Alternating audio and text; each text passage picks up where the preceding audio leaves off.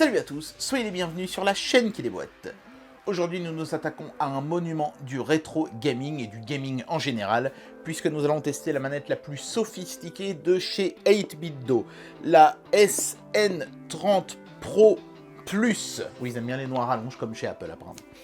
C'est une manette Bluetooth qui pourra se connecter à votre Switch, à votre Raspberry Pi, à votre PC sous Windows, à beaucoup de choses en fait.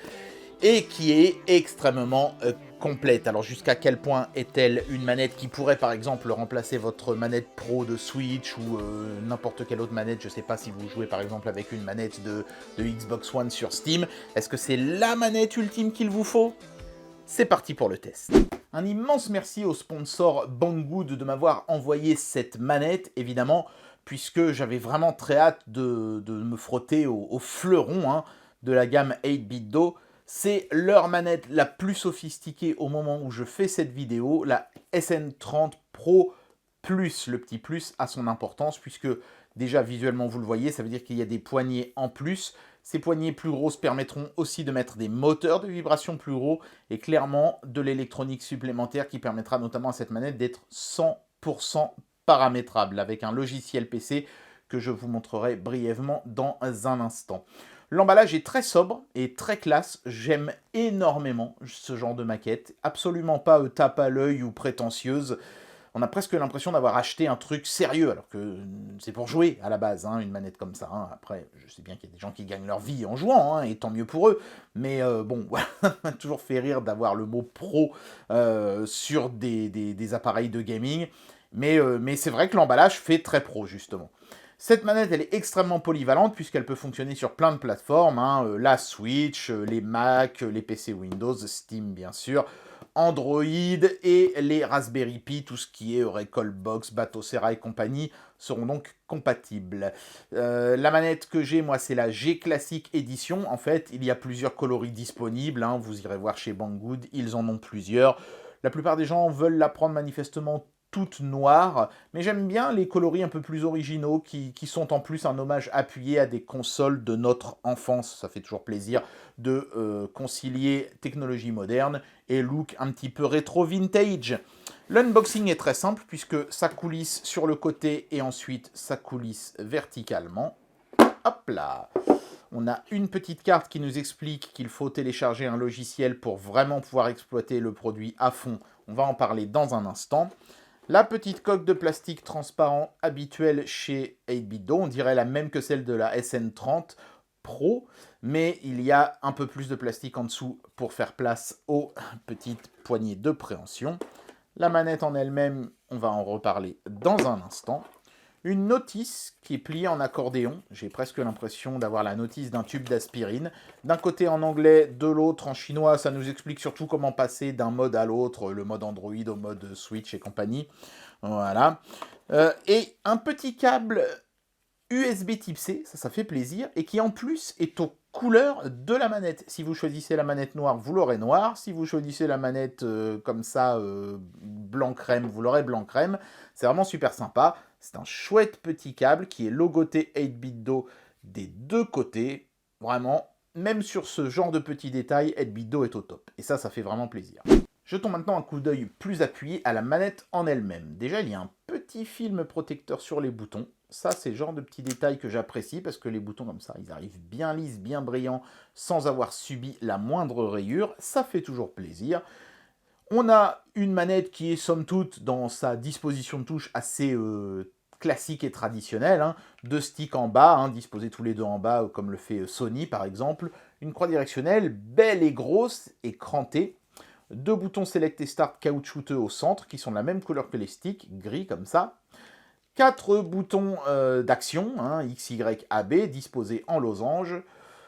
Un bouton hotkey ici à gauche, un autre ici à droite. Alors pour la Switch par exemple, ça ce sera pour aller dans le menu système et ça ce sera pour prendre une photo d'écran, mais chaque console aura son comportement bien particulier. À l'arrière, on a deux boutons latéraux L et R qui sont très similaires à ce qu'on aurait sur une Super Nintendo.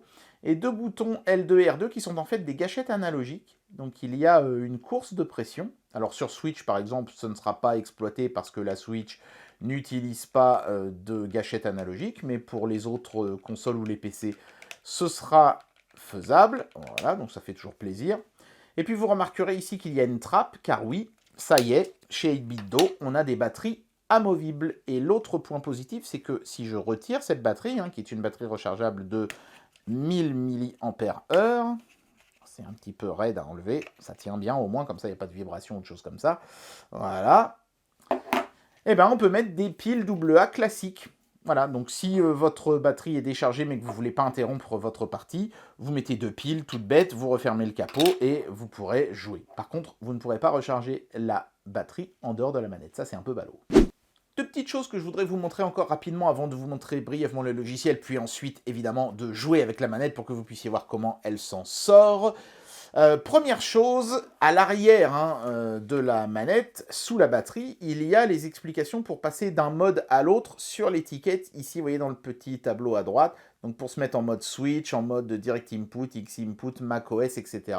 Il faut faire une petite combinaison de touches simple, c'est marqué sous la batterie, donc si vous avez un trou de mémoire, il vous suffira de retirer la batterie pour voir comment c'est supposé fonctionner.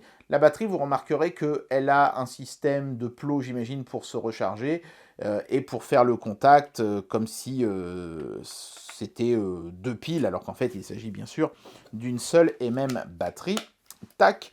Bon, et puis dernier petit truc amusant, je vous l'ai dit, cette manette est un hommage appuyé aux consoles de notre enfance. Ce code couleur avec ces boutons comme ça, un peu bordeaux, les écritures indigo, la croix directionnelle crantée, c'est évidemment un hommage appuyé à la première Game Boy. Malheureusement, j'en ai pas de Game Boy, donc je ne peux pas vous faire la comparaison, mais j'ai quelque chose qui s'en rapproche beaucoup, c'est le boîtier G-Pie Case de Retroflag, et on voit bien la couleur des boutons, la croix directionnelle crantée, les boutons Select et Start gris qui sont de la même couleur, ainsi que les sticks.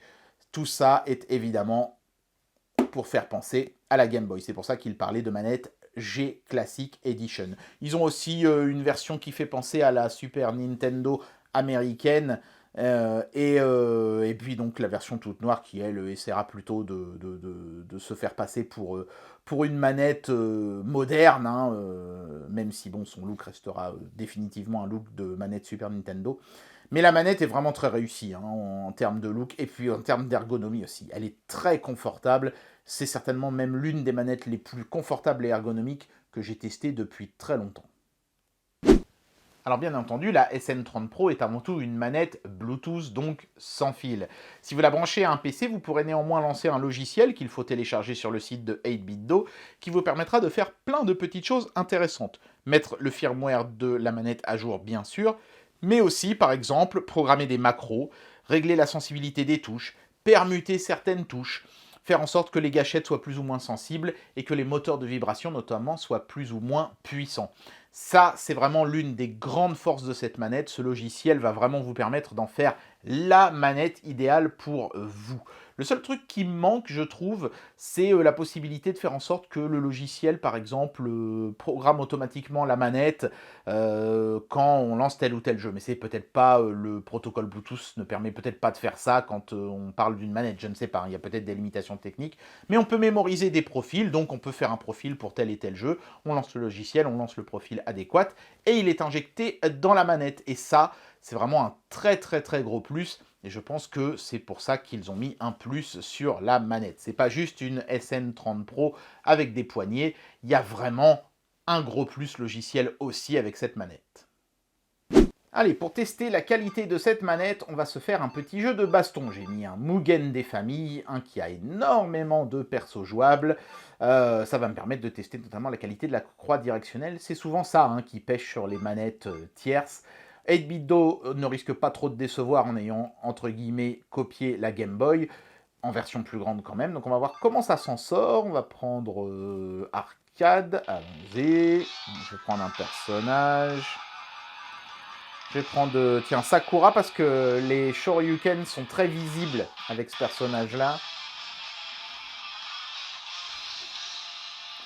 Allons-y, c'est parti.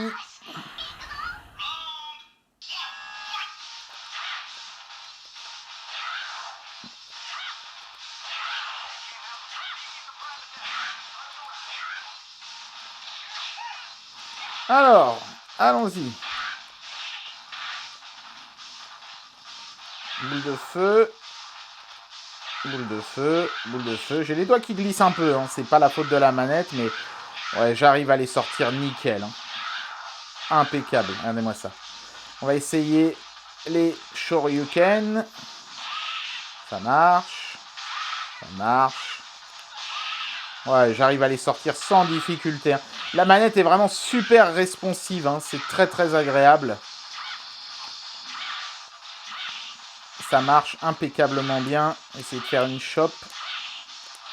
Je sais plus comment on fait dans ce jeu-là pour faire une chope. Les boutons latéraux.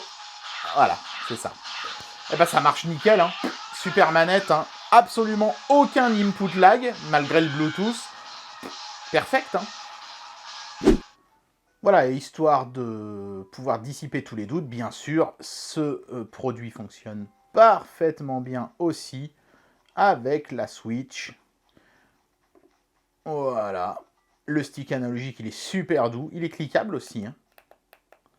Donc, ouais, vraiment, ce produit est absolument magnifique. Et je remercie au passage ma petite femme chérie de m'avoir prêté sa Switch Animal Crossing. Là, je joue avec son compte. Hein. Je vais rien faire. Hein. Je vais pas être méchant. Mais voilà, ça fonctionne nickel. Vraiment impeccable. Bien, j'en arrive déjà à la conclusion de cette vidéo et je vais vous donner mon avis sur ce produit. C'est une manette absolument géniale que cette SN30 Pro Plus. J'irai peut-être pas jusqu'à dire que c'est la meilleure manette que j'ai jamais eue entre les mains, mais en tout cas, elle est clairement dans le haut du panier. Elle s'intègre bien à des configs rétro, vous voyez, hein, côte à côte avec, par exemple, le G-Pi Case, c'est absolument parfait. Et elle a tout ce qu'il faut pour en faire une excellente manette moderne également. Alors bien sûr, il y aura les gens qui préféreraient que le stick soit à la place de la croix et vice versa. On ne peut pas faire plaisir à tout le monde, hein. Il y a des pros et des antis de chaque configuration de manette qui existe sur le marché. Mais 8BitDo, avec ce qu'il propose ici, offre vraiment une configuration solide, des contrôles impeccables, il n'y a pas d'input lag. C'est vraiment une manette que vous pouvez utiliser, y compris si vous êtes un joueur professionnel et que vous voulez ce qui se fait de mieux.